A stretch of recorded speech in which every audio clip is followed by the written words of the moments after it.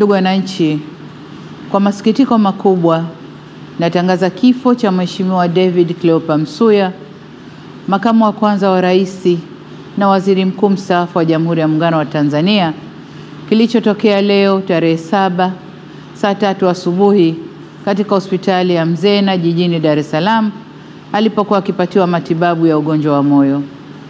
Hayati Cleopa David Msuya ameugua kwa muda mrefu na amekuwa akipatiwa matibabu ndani na nje ya nchi, ikiwemo katika hospitali ya moyo ya Jakaya Kikwete, hospitali ya Mzena na kule jijini London nchini Uingereza.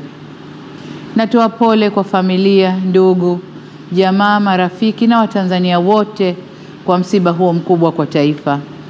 Aidha, ninatangaza siku 7 za maombolezo ambapo bendera zitapepea nusu mlingoti kuanzia tarehe 7 hadi tarehe 13 mwezi huu wa 5. Taarifa zaidi kuhusu msiba huu zitaendelea kutolewa na serikali.